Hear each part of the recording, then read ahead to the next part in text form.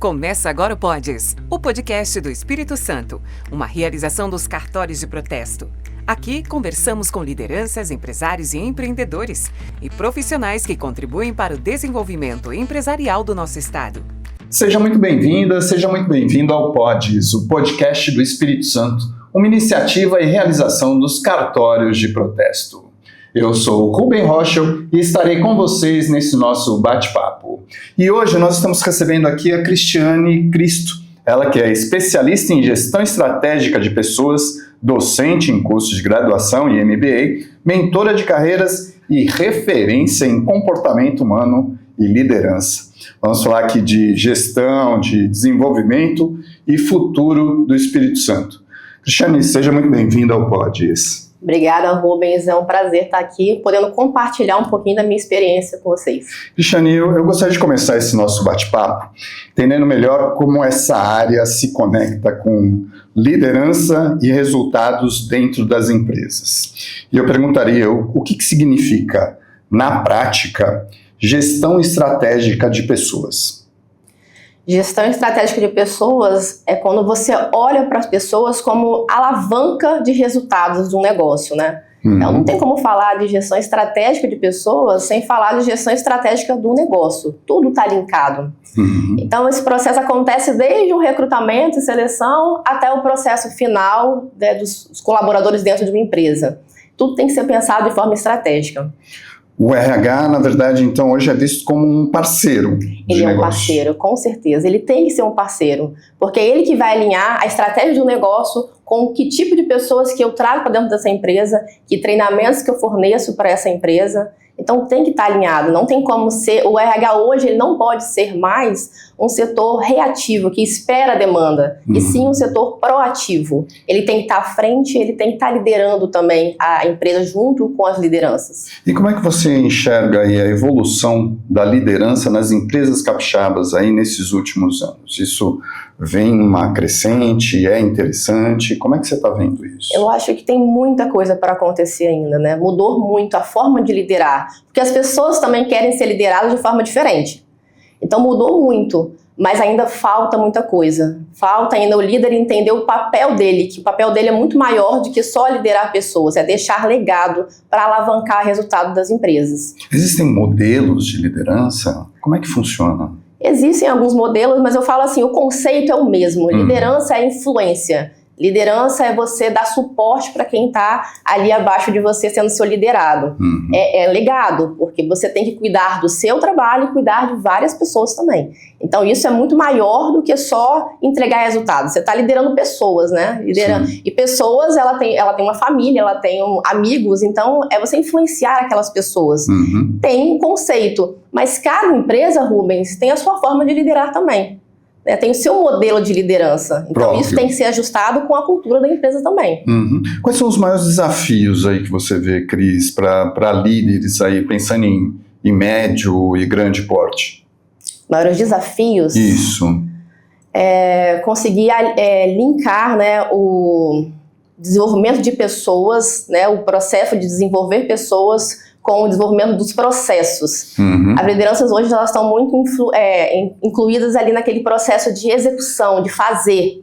Até porque a redução de pessoas começa a acontecer cada vez mais, né? Sim. Então eu percebo que os líderes hoje estão muito mais focados em entregar resultados, né, o tempo todo, do que olhar para as pessoas que alavancam esses resultados. Então acho que o maior desafio dos líderes hoje é sair um pouco desse campo só da operação, da execução e começar a fazer gestão realmente das pessoas. Pensando aí em retenção de pessoal, em manter aquelas pessoas na empresa, é isso? Exatamente. As pessoas esperam pessoas que inspiram elas a fazerem o melhor delas. Então vamos pensar que cada pessoa tem uma forma de ser, uma forma de fazer, um potencial. Então o líder é aquela pessoa que olha para cada um que está ali e fala assim, esse daqui, ele é muito bom aqui, esse aqui é melhor aqui, esse é melhor aqui. Então ele vai olhar, ajustar as demandas de trabalho e colocar cada um no seu lugar, que é onde a pessoa tem mais potência, né? Ela é mais forte, as qualidades, né? O que ela tem ali de competência que eu posso utilizar aquilo para a minha empresa. Então imagina como você trabalha numa coisa que você gosta. Você tem muito mais vontade de trabalhar, com certeza, né? Então, eu acho que as empresas estavam sempre olhando muito para o que é o gap daquela pessoa, o que ela não faz de bom, o que ela não faz tão bem, eu vou melhorar. Mas se eu olho o contrário, o que ele faz tão bem que eu posso alavancar, que eu posso potencializar no local de trabalho. Agora, pensando, né, nesse viés aí, como é que é possível alinhar o comportamento humano e a performance organizacional? Então, acho que vai muito do que eu acabei de falar, né, Rubens? Quando eu olho para cada um indivíduo como único, eu entendo o comportamento dele, como ele age, né, aonde ele tem a potência dele, aonde ele é bom. E aí eu pego a organização, né? E aí, quando eu junto aonde a pessoa é boa, com o que ela faz muito bem, e coloco ela no local certo, eu consigo perceber um desempenho maior dentro da organização também. Sim, e é importante que essa pessoa esteja bem também, né? Exatamente, por isso que hoje tem a NR01 aí para ajudar as empresas a olharem para esse lugar, mas que é um desafio muito grande ainda, né? Porque isso não é trabalho só da empresa, é como um todo. Mas as pessoas precisam estar felizes, né? Pessoas felizes trabalham muito melhor, correto? Produzem mais. Produzem muito mais. Então, um ambiente onde você tem uma cultura de engajamento, que as pessoas...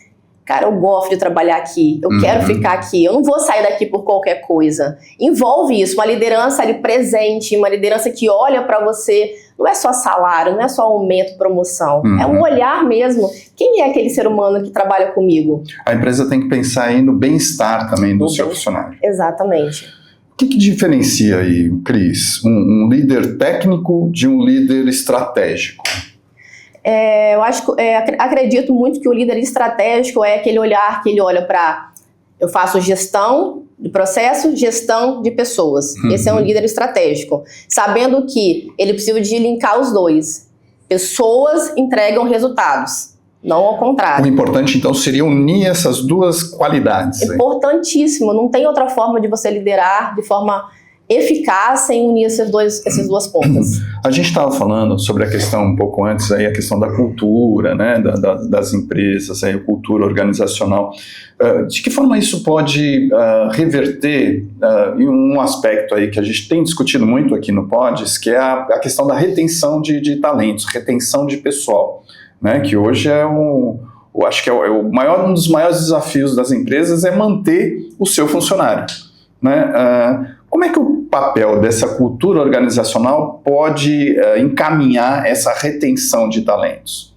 Eu brinco muito que eu não gosto da palavra retenção, que a gente utiliza ainda. Parece estar aprendendo, né? Exato. Fazer uma manutenção das pessoas que estão aqui dentro, né? Vamos deixá-los todos cercadinhos aqui. Cercadinhos, mas deixa eles confortáveis, gostando de estar aqui, né? Não reter ninguém, não. Mas, assim, a retenção de pessoas, ela acontece da seguinte forma, né? Quando você começa um processo seletivo, que é a base do início para a chegada da pessoa, porque eu acho que os empresários, né, as empresas precisam entender isso. Recrutamento e seleção é a base de tudo. Parte dali, né? A base é ali. Então, eu sei qual é a cultura que eu quero para aquela empresa. Isso é importante também. Eu vou trazer pessoas linkadas, não iguais, todas iguais, mas linkadas a essa cultura. Sim. Então, a base começa ali, né? Dentro do recrutamento e seleção. Quando eu tenho uma base de pessoas que eu estou trazendo, que são alinhadas com a cultura da empresa, que eu já sei qual é essa cultura, eu tenho grande chance de segurar essas pessoas por mais tempo.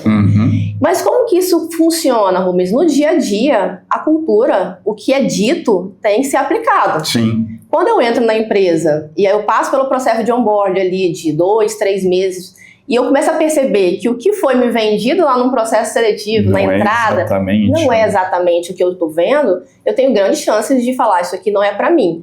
E eu percebo que as pessoas, já até num processo seletivo, que a gente faz muito, né? As pessoas não perguntam a primeira coisa o salário mais, como era antigamente. Pois é. Elas perguntam exatamente, como é que é essa empresa? Você pode falar para mim? Como é que é aí? Como é que é a cultura? Quais são os valores dessa empresa? E são perguntas que eu acho encantadoras de uma pessoa fazer num processo seletivo, porque mostra que ela está muito mais preocupada em ficar ali dentro, mas com o que ela tem que ela pode entregar para aquela empresa alinhado com os valores dela também. Com o que dá para ela agregar. Exatamente, o que ela pode agregar. Porque se você está trabalhando numa empresa onde os valores estão alinhados, você flui muito mais, né? Ao mesmo tempo que ela tem que ver o que ela pode agregar, ela tem que ver o que ela pode receber. Exatamente. É uma troca, né? Acho que trabalhar numa empresa é um relacionamento, né? Sem dúvida. Você começa namorando, aí você vai. E aí, para manter, como um relacionamento, você precisa de ter lá. O que você está trazendo aí para. Qual é a troca que eu tenho com isso, né? E se está valendo a pena, né? Está valendo a pena. E principalmente quando você fala de cultura, tudo que está escrito na cultura daquela empresa, eu tenho que, no dia a dia, perceber que se a empresa diz assim, ó, líderes são líderes que desenvolvem pessoas. Aí no dia a dia eu percebo que a liderança não está preocupada em desenvolver pessoas. Meu líder nem feedback me dá. Na avaliação ele faz porque ele é obrigado. Aí eu tô olhando que aquele valor que a empresa está dizendo que tem, não existe aquilo. E aí isso se torna uma coisa já amassante. E tudo que a empresa faz, você começa a perceber que não é engajamento mais. Porque as pessoas falam, mas isso aqui é só que é obrigação da empresa. Não é porque é uma coisa que está enraizada naquela empresa mais. Cris, quais tendências globais aí em gestão de pessoas já estão chegando aqui no Brasil que você percebe que podem ser aplicadas no nosso dia a dia? Já há bom tempo, né, a parte de People Analytics, né, que é de indicadores. O RH, por muitos anos, ele foi uma área que a gente entendia como área subjetivo, né, você falar de gestão de pessoas, orçamento para essa área. E hoje é visto, através dos indicadores, né, que é uma área muito mais de exatas do que de humanas. Assim. Pois é, mudou muito, né? Então, quando a gente fala de RH estratégico, é exatamente isso. O que eu invisto nas pessoas, eu preciso de trazer um retorno para a minha diretoria, para o dono daquela empresa. Então, isso é muito importante, né? Essa é a primeira coisa que já tem algum tempo que as empresas vêm utilizando, e quando você fala de uma empresa que tem um RH estratégico, com certeza você vai perceber que existe indicadores sendo rodados ali, para mostrar o que eu invisto, eu tenho o retorno sobre aquilo.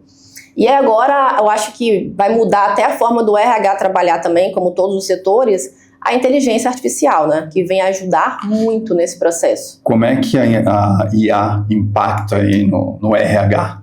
Então, como você fala de RH estratégico, você tem que tirar o operacional. E hoje a IA está ajudando muito nessa parte operacional. Então, se eu tenho um colaborador de uma área de RH ou qualquer outra área que seja, que é sênior, que sabe o que ele está falando, eu tiro essa parte operacional com a ajuda de um IA. Né, de analisar meus indicadores, né, de analisar meus relatórios. Tem hoje em dia tantos aplicativos hoje que já te ajudam no processo seletivo. Você vai rodar um processo seletivo, você pode já ter o processo todo pronto já. Pois é, eu vi outro dia exatamente uma questão dessa, quer dizer, o cara vai se inscrever, ele não conversa mais com uma pessoa, ele conversa com um robozinho lá. No início. Isso é interessante. Isso é assim, é uma forma de você diminuir uma parte desse trabalho, tá, Rubens? Eu acho que não, ele não tira o trabalho do RH de fazer, porque é o olho no olho que vai... Até a forma de você fazer uma entrevista online, presencial, já muda, né? Porque você tá percebendo o corpo da pessoa, né? Tudo... Quando eu tô online, eu só tô olhando a sua expressão. Mas quando você tá presencial, eu tô olhando a sua mão, tô olhando o seu corpo, tô olhando a sua movimentação. Exato. Então muda. Eu acho que não vai tirar esse trabalho, mas vai diminuir aquele trabalho de... Imagine que alguns 5 anos atrás, não muito longe, o RH abria e-mail para poder olhar currículo por currículo. Agora os aplicativos, né, os sites novos aí, ele já vem já com isso já filtrado. Ele se inscreve... baseado na vaga que você colocou, ele já vai puxar se aquela pessoa tem coerência ou não com aquela vaga. Ela está alinhada com aquela vaga ou não. Então, olha o quanto de tempo que o RH diminui de trabalho operacional. Isso é uma coisa, né? Agora, quais indicadores você considera aí que são essenciais para a gente medir o sucesso da gestão de pessoas? Porque mensuração me parece que é um dos gargalos aí que a gente vê nas empresas, né? Como mensurar resultados e mensurar gestão de pessoas. Quais indicadores você vê aí como necessários? São vários, depende muito da cultura da empresa, mas assim, 2 que são obrigatórios é absenteísmo e turnover, né? Que absenteísmo é a falta das pessoas, quantas faltas a pessoa tem ali dentro daquele mês, do ano, o quanto que ela não está produzindo para a empresa, isso é muito importante. E o turnover, que é a rotatividade das pessoas. E principalmente aquele turnover que a gente fala que é o mais perigoso, que é o voluntário, que é quando a pessoa quer sair da empresa. Porque tem o involuntário que a empresa está desligando, que a gente tem que olhar se foi um erro de processo seletivo ou foi porque não teve adaptação mesmo da pessoa ali durante um período. Mas o voluntário que é o mais perigoso, que eu acho que tem que ser olhado com muito cuidado. Por que as pessoas estão pedindo para sair daquela empresa? Exato. E aí hoje nós temos entrevista de desligamento, né, que aí eu falo que a IA ajuda muito, que você pode pegar ali toda a base da sua entrevista de desligamento, juntar, criar relatórios, apresentações muito rápidas através da inteligência artificial para apresentar para a diretoria. Por que as pessoas querem sair daqui? Qual o motivo? E são dois importantíssimos. Aí você vai olhar, dependendo da empresa, você pode apresentar indicadores de treinamentos, se tem eficácia os treinamentos, indicadores de desenvolvimento dos líderes, se eles estão realmente fazendo diferença nas lideranças. Então existem outros, que aí depende muito do que a empresa deseja naquele momento. Aqui no Pods a gente recebe vários líderes, lideranças, empresários, e um dos pontos que eles sempre colocam é a questão da mão de obra. Falta mão de obra, dificuldade em contratar. Existe algum mecanismo, Cris, que você acredita que seja viável, possível, para auxiliar essas empresas, esses empresários, na contratação, de contratar bem, conseguir uma mão de obra adequada? Óbvio, colocar um salário altíssimo é bem atrativo, mas funciona, não é sustentável.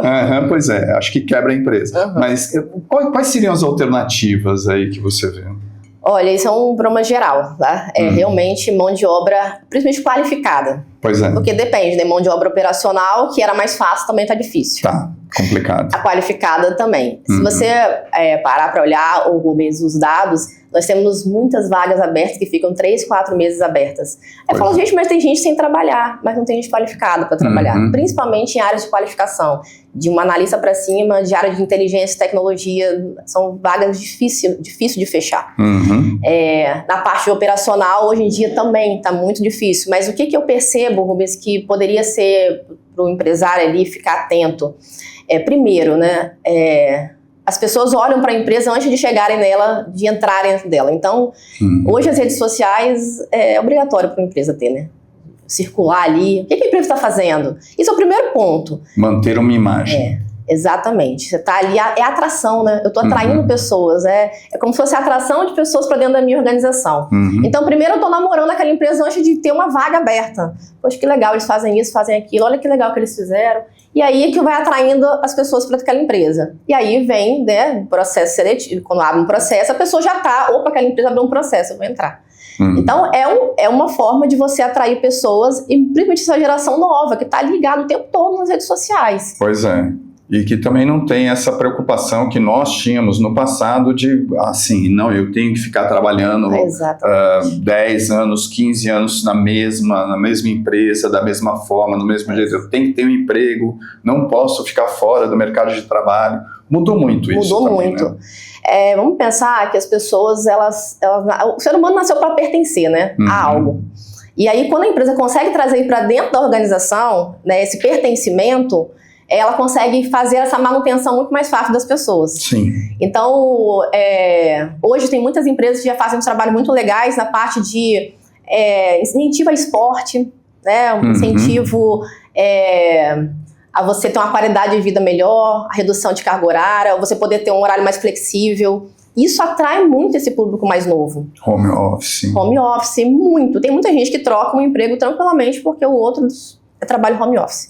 Então, por quê? Mas é porque as pessoas querem ficar em casa? Não, porque elas querem ter qualidade de vida, poder almoçar em casa, poder estar perto do filho, levar o filho na escola, não pegar 2 horas de trânsito. Então, é isso que faz as pessoas se manterem numa empresa, porque elas conseguiram ver que o que elas querem para a vida delas, que a geração nova quer isso, qualidade de vida.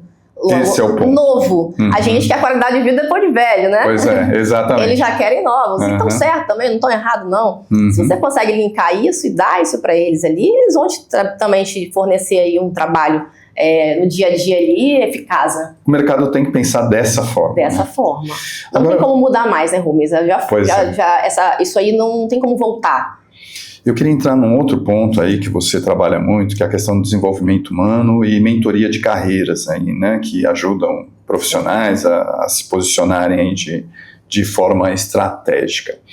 Eu gostaria de perguntar assim, o que é protagonismo de carreira? Eu li lá nos seus artigos, lá, falando de protagonismo de carreira. E como é que um profissional pode tentar alcançar esse protagonismo?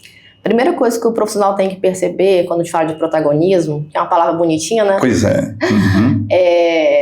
Que a carreira quem faz é ele, não é a empresa. Ainda hoje existem muitas pessoas que esperam a empresa reconhecê-los. Exato. Mas eu trabalho tão bem, eu faço tudo certo. E não sou promovido. Não sou promovido. E isso aí é você dar responsabilidade para aquela empresa. Rubens, tudo que você faz, relacionamento, network, fora daquela organização, dentro da organização, a sua postura no dia a dia, o seu comportamento, ele é visto por todo mundo, não só pelo seu líder, não só pelaquela empresa. Então isso é ser protagonista.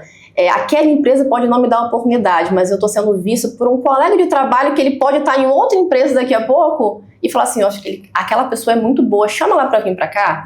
Isso é ser protagonista da carreira. É você lembrar que a sua carreira não é aquele mundo que você está hoje. Ela é muito maior que isso, ela é extensiva àquela empresa. Perfeito. Então você está em lugares, né, onde tem pessoas falando sobre coisas diferentes, negócios, o tempo todo, eventos, isso é importante. É porque faz parte da sua carreira também, ser como protagonista. E como é que a mentoria pode ajudar aí os profissionais já qualificados a ampliarem a sua influência, vamos chamar assim, né? Como é que eles podem aumentar a sua área de atuação? E como que a mentoria atua nisso? A gente trabalha pontos específicos, principalmente na parte de...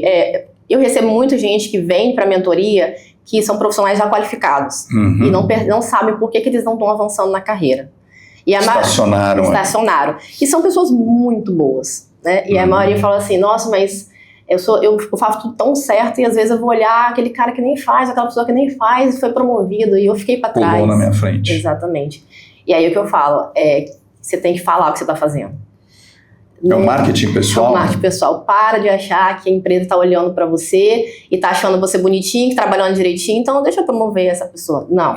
Você tem que se mostrar, você tem que se apresentar. Então a gente trabalha alguns pilares, que é comunicação, clareza no que você quer falar, postura profissional. Muitas vezes até a forma com que você chega vestido na empresa influencia na sua imagem. Certo. Se você está desanimado, se você está bem, tudo. Então por isso fala assim, treino, fazer uma atividade física, isso muda a forma que a sua carreira funciona? Muda, porque você muda, sua autoconfiança muda, e aí você é visto de forma diferente. Então, são pontos que têm que ser trabalhados, né? Comportamento, como você se comporta, como você fala. Você reclama da empresa? Você está ali trabalhando sem reclamar, fazendo o que você tem que fazer, dando ideias de coisas que você acha que está errado? Participando. Então, isso é importante, né? São alguns pontos. E, principalmente... a maioria das pessoas que trabalham muito bem, são qualificadas, elas estão tão focadas em trabalhar e fazer tudo certinho, que elas esquecem de olhar para fora. Aí eu falo, vai pro mercado, vai olhar, vai pros eventos, participa de coisas fora. Networking é fundamental. Às vezes vai para eventos que nem é do seu segmento, vai conhecer outra coisa. Né? Outras áreas. São esses 4 pontos importantíssimos, principais para que você faça uma carreira autência, né? É você que direciona a sua carreira. Eu estou pensando aí na questão dos jovens, né, que a gente já falou um pouquinho aqui, mas eu sempre bato nessa tecla, né, por conta dessa a diferença de visão de mercado, né? Existe uma possibilidade aí, uma forma de preparar jovens líderes para cargos estratégicos? É possível se pensar nisso? É possível. As empresas têm que talvez trabalhar um pouco a forma que as lideranças trabalham dentro das organizações. Mas eu acho que essa galera nova, ela tem uma visão muito criativa já, né? Sim. E diferenciada. Né? E aí, você precisa dentro das empresas dar suporte para que eles consigam fazer o trabalho deles, e claro que sempre com uma assistência de alguém mais sênior. O que é muito difícil, né? Você juntar essas gerações, né? Mas eu vejo que a galera mais nova, ela vem com uma visão diferente da própria inteligência artificial, né? Da própria tecnologia. Eles têm muito mais avançados, né? Nossa geração não nasceu com o celular na mão. Exatamente. A geração já nova, eles já não, alguns não sabem nem o que é um computador de caixa grande, eles nunca viram isso, né? Então, eles têm uma visão muito mais rápida do negócio. Só que aí você precisa de ter alguém mais sênior para trazer o que eles não têm, né? Que é a maturidade. A maturidade de aguardar, a maturidade de saber se posicionar, de se relacionar. E para eles tudo é muito mais... Montar a estratégia. Montar a estratégia. Mas eu acho que é uma possibilidade muito bacana de ter pessoas aí com essa visão mais jovem e mais ágil, né? Eles são mais ágeis. Cris, tem uma questão que eu acho que sempre marcou e vai marcar sempre, que é essa pressão por resultados, né? Como é que uma empresa pode pensar em resultados sem perder aí o foco no humano, no lado humano? É trazendo as pessoas para o negócio, né? Realmente trazendo as pessoas. Vestir a camisa. Eu não falo nem vestir a camisa, né? É trazer, é sempre lembrar, Rubens, que não tem como você ter resultados se você não traz as pessoas para dentro dos resultados. Dos resultados. Você precisa de saber assim, quem é que me entrega resultado? Sim. Quem é que trabalha? São as pessoas, não são? Então, acho que a base é essa. Eu preciso de desenvolver pessoas para me entregar resultado. Se não tiver essa base, eu não consigo alavancar meus resultados. Eu pergunto isso em relação aí, eu vi uma pesquisa recente que fala de burnout e que a gente está com umas taxas altíssimas de burnout. Como que a gestão pode pensar em reduzir isso, fazer essa aproximação? Tem caminhos, tem mecanismos para isso? Tem os caminhos, né, mais óbvios, que são os caminhos aí de trabalhar a saúde mental dentro das organizações, né, ajudando as pessoas. Mas eu acho que tem um caminho que ainda é pouco falado, que como nessa era de inteligência artificial, a gente precisa de trabalhar internamente, tirar as pessoas do operacional, que é isso que cansa as pessoas, Rubens. É ficar naquela coisa maçante de planilhas e planilhas e planilhas e pensar e tudo acontecendo ao mesmo tempo. E rotina. E rotina. Uma coisa que eu acho que vai ser um marco daqui a pouco, né? É você pegar pessoas sêniores, né? Algumas empresas já estão fazendo isso. Pega pessoas sêniores, que são pessoas que têm conhecimento, e manda elas para fazer um curso, um treinamento de inteligência artificial, como usar isso no dia a dia para diminuir o seu operacional. Perfeito. Porque a inteligência, ela veio para trazer facilidade para a gente, mas ela não sabe o que tem que ser feito. Ela não conhece aquela empresa, ela não conhece aquelas pessoas. Alguém vai alimentar ela. Então, essas pessoas mais sêniores, que têm conhecimento técnico, que conhecem a empresa, alimentando essa inteligência artificial, eu tenho aí uma empresa que tem pessoas que estão fazendo um trabalho muito mais estratégico, muito mais rápido, porque o operacional, alguém está tocando para elas. Cris, eu queria falar um pouquinho aí de sala de aula, né? Você já está dando uma aula aqui para a gente, né? Como é que ela se conecta aí ao mercado e contribui para preparar profissionais para desafios reais, né?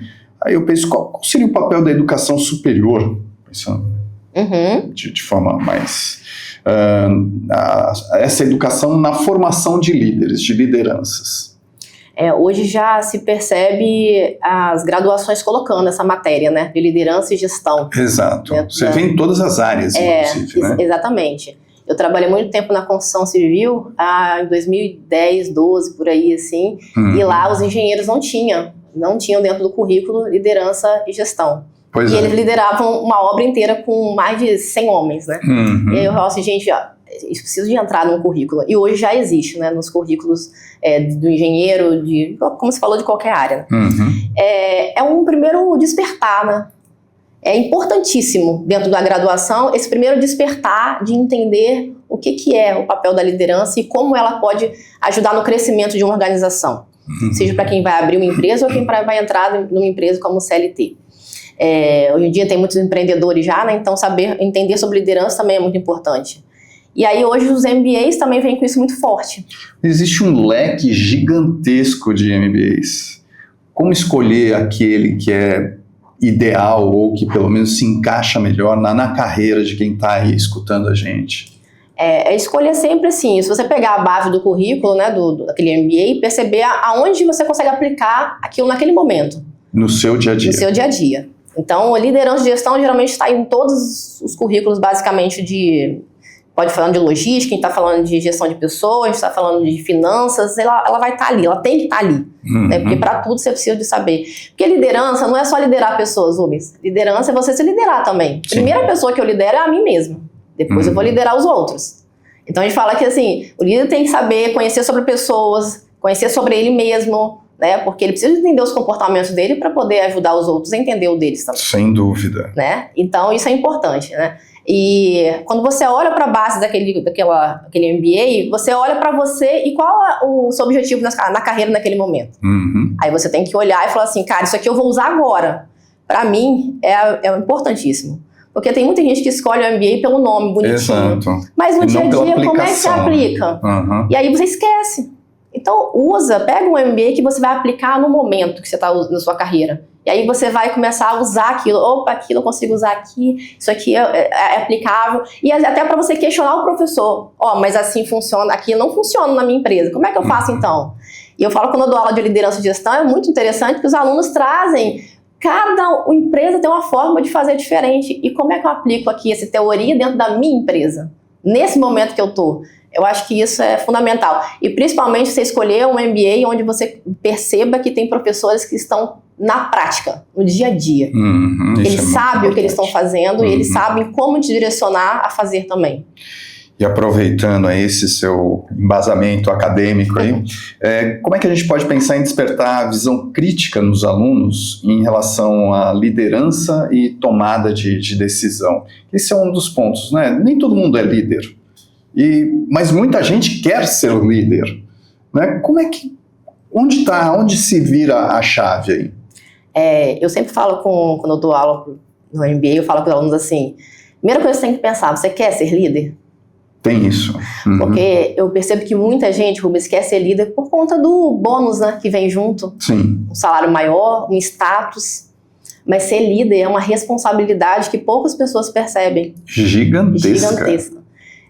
Eu falo que as pessoas não pedem, isso é bem clichê, mas eu tenho que repetir porque isso é importantíssimo. As pessoas não pedem demissão, muito raro é pela empresa. Elas pedem demissão do seu líder. Das entrevistas de desligamento que eu mapeei desde 2012, eu estou mapeando isso, 95%, vou chutar, 95% a pessoa pediu demissão da liderança.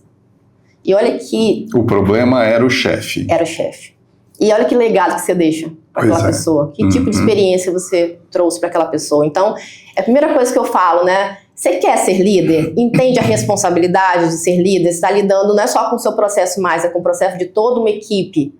Esse é o primeiro ponto crítico, pensar se você quer. E se você não quiser também, tá tudo bem. Porque hoje em dia tem caminhos diferentes. As empresas já atualizadas já começaram a colocar a carreira Y, né? Sim. Então você pode ser um especialista, você pode ser um consultor. E você vai seguindo a mesma linha de crescimento de salário, porém, você vai para uma área onde você é técnico. Vai lá, faz o seu.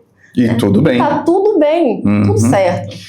Como é que a gente pode pensar em aproximar a academia do mercado de trabalho? Ainda existe esse gate?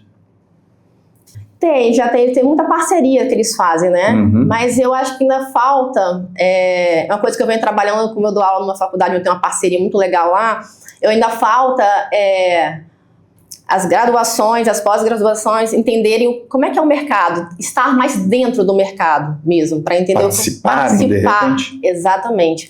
Às vezes levar até essa graduação, essa pós-graduação para dentro das empresas, para apresentar e entender quais são as dificuldades dessa empresa também, das empresas no geral, né? Firmar uma parceria. Uma parceria. Quais são as dificuldades das empresas para elas também poderem trazer para dentro da pós, do MBA, da graduação, coisas que possam ajudar o empresário lá a sanar esses problemas. Quais as mudanças que você observa desses jovens que estão entrando no mercado?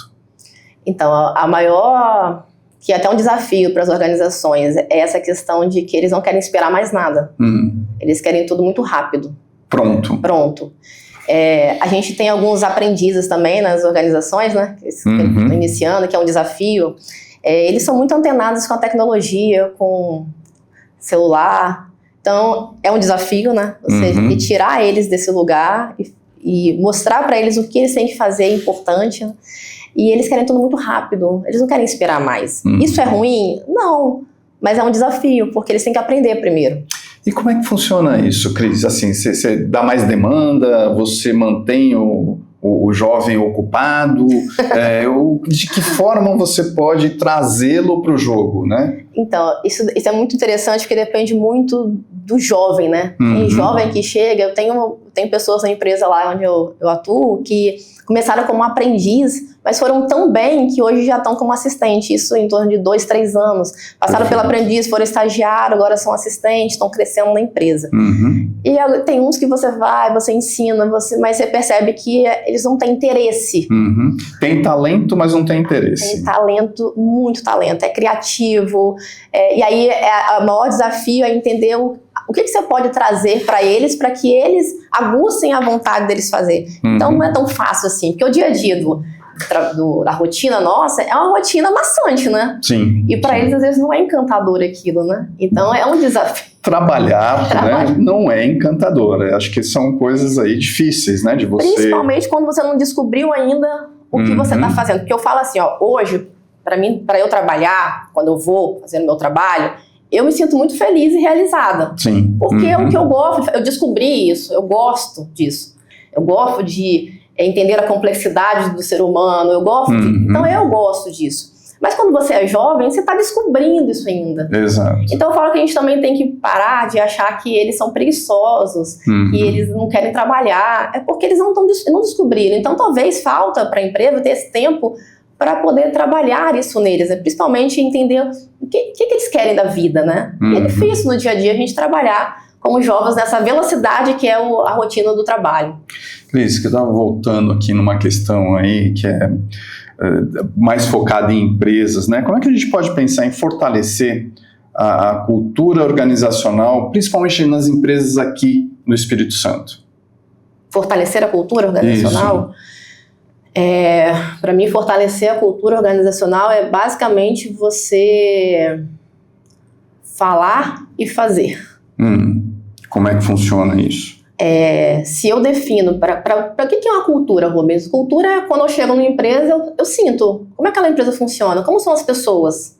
Elas são solistas, elas não são solistas, elas são cooperativas, elas não são cooperativas, elas são felizes, elas não são felizes. Isso é cultura. Eu percebo, a cultura ela é diferente do clima, que ela é momentânea. Eu percebo como as pessoas são. Então a primeira coisa que eu preciso fazer para instalar uma cultura na minha empresa é eu entender que cultura que eu quero para aquela empresa.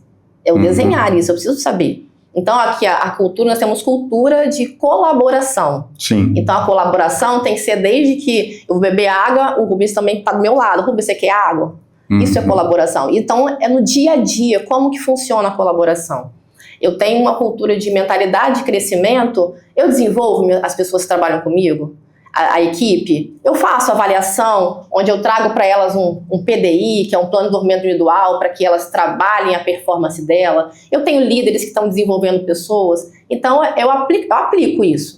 Então a primeira coisa que a empresa tem que fazer é entender qual a cultura que ela deseja para aquela organização. Perfeito. Nós somos assim, é assim que isso aqui é forte, é os nossos valores. E a partir disso, eu vou começar a trabalhar em tudo que eu faço na minha comunicação, interna, externa, tudo que eu faço eu preciso envolver a minha cultura. Dá para se pensar em ética, transparência.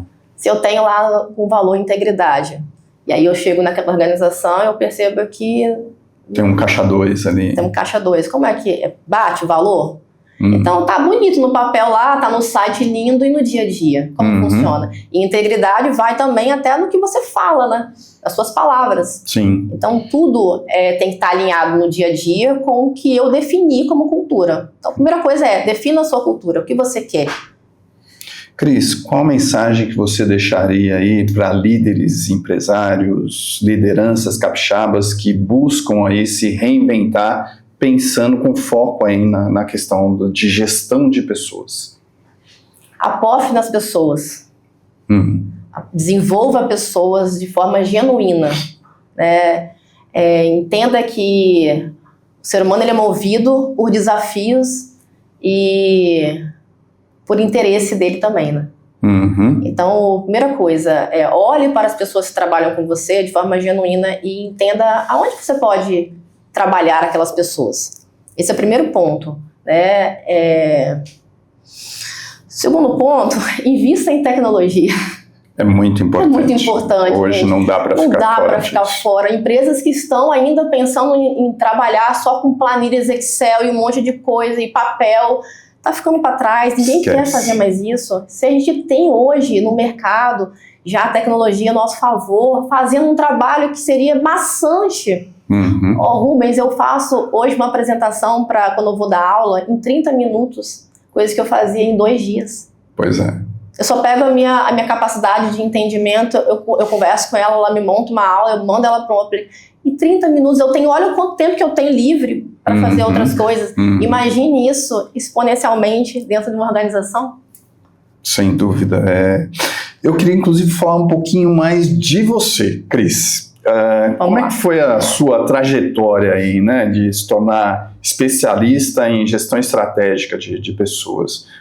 Como você começou? De onde surgiu? Porque você vem de uma área completamente fora, né? Entre aspas, vem da engenharia civil, não é isso? Eu trabalhei na engenharia civil, mas eu não sou da engenharia civil, não. Mas tem uma história interessante. Ela é grande, vamos resumir, porque não cabe, né, dentro do podcast. Sim. Eu trabalhei por muitos anos, na área de financeira. Tá. E aí, em um certo dado momento, eu senti que eu queria fazer mais pelas pessoas. Eu via as pessoas de forma diferente dentro das organizações. E aí, no momento, falei, vou fazer uma transição de carreira. Isso foi em 2008, se eu não me engano, 2009. E aí, eu fui para a área de gestão de pessoas. Eu fazia administração, e aí eu me especializei, primeira especialização em gestão de pessoas. E aí, eu me apaixonei pela essa área. E aí, eu comecei a buscar, né? Comecei como estagiária, e aí fui galgando alguns caminhos aí, e com o tempo eu comecei a perceber que dentro das organizações, como gestão, só como RH, eu não conseguia fazer muito pelas pessoas mais, porque o RH ele tem que olhar os 2 lados, né? Sim, sempre. E aí eu comecei a olhar para o lado de fora primeiro, e eu fui para trabalhar como mentora e ajudar pessoas a entender como elas poderiam trabalhar dentro das organizações. Porque eu não podia encaixar as pessoas nas organizações. Nem encaixar, né? Fazer com que elas se adaptem, né? Também, né? E aí eu comecei a mostrar para as pessoas, primeiro, que às vezes nem é aquele lugar que ela estava, ela tinha que estar. Tem isso. Então aí eu comecei a perceber que o ser humano ele é muito mais complexo do que só trabalhar com RH. E aí eu comecei a me aprofundar muito nisso. Primeiro em mim, né, que é lógico que a gente tem que buscar a gente. E eu comecei a buscar entender sobre o comportamento humano. E aí eu percebi o quê, Rubens? Que as pessoas só são felizes, só trabalham com alegria, né? Porque o trabalho ele é maçante, quando elas entendem o que elas querem, o que deixa elas... Eu não vou falar que eu sou feliz o tempo todo, não. Ninguém é feliz. Não é feliz o tempo todo, não tem, a gente é luz e sombra, né? Então não tem como. Mas, em forma geral, eu sou feliz com o que eu faço. Isso é importante, muito importante. Eu sou feliz com o que eu faço. Então, eu comecei a descobrir que as pessoas precisavam de primeiro conhecê-las, para elas poderem conhecer o que elas queriam fazer. E aí foi esse processo. E aí, com o tempo, eu falei, agora na hora de eu voltar de novo para o mercado de trabalho e usar isso lá dentro. O que eu aprendi aqui fora e o que eu já aprendi lá dentro. E aí foi que esse trabalho que eu venho fazendo hoje há 5 anos nessa empresa. Ainda trabalho como mentora de carreira, como professora. Mas aí e a docência, onde entrou aí? A docência, ela veio de paraquedas. Minha mãe é professora, né? Minha irmã também se tornou professora. E aí houve uma oportunidade... Questão genética. Acho que sim, né? E aí eu falei, eu não tinha muito interesse em ser professora, depois que eu cresci. Na infância eu tinha, depois eu vi que o professor ganhava mal. Aí eu recebi uma proposta para pegar uma matéria aqui na graduação, numa graduação, né? Eu falei, como assim, gente? Eu não sei dar aula, nunca dei aula. E, não, vem dar aula aqui que você vai dar certo. E eu fui. Fiz aí o meu teste lá, passei no teste, fui paraquedas, Rubens. E me apaixonei, porque nunca foi dinheiro, né? Sempre foi a paixão por dar aula mesmo. Os primeiros anos são difíceis, você vai adaptando, conhecendo. E eu falo que é interessante isso, porque eu cresci muito dando aula, não só como professora, mas você cresce como pessoa, né? Eu era tímida, eu me tornei uma pessoa mais comunicativa, com menos medo de falar as coisas, com menos medo de ser julgada, porque quando você está na sala de aula, você vai ser julgado o tempo todo. Exatamente. Então foi esse processo aí foi muito legal. Por isso que eu falo assim, quando você fala de protagonismo de carreira, é você se desafiar o tempo todo. Se você para num lugar e fica estagnado, não adianta você querer responsabilizar a empresa Mas eu tô aqui há 5 anos, não foi promovido, mas aí você tá fazendo o que aí então? Então esse é o ponto, você ser protagonista. Então você tem que se desafiar o tempo todo. Quando me perguntam assim, Cristiane, como é que faz para você ter uma boa oratória, você falar em público? Aí eu falo assim, pode fazer curso de oratória, mas a melhor coisa para se fazer é, vai lá e faz. Teste. Shani, foi muito legal essa nossa conversa aqui no Pods, o podcast do Espírito Santo. Eu agradeço muito por você ter aceito esse nosso convite. E essa visão de gestão estratégica de pessoas, desenvolvimento humano, certamente vai ajudar muitos líderes e profissionais capixabas. Eu que agradeço, Rubens. Muito obrigada. E o Pods, o podcast do Espírito Santo, uma iniciativa e realização dos cartórios de protesto, fica por aqui. Até o próximo episódio. Esse foi mais um episódio do Pods, o podcast do Espírito Santo, um projeto dos cartórios de protesto. Até o próximo episódio.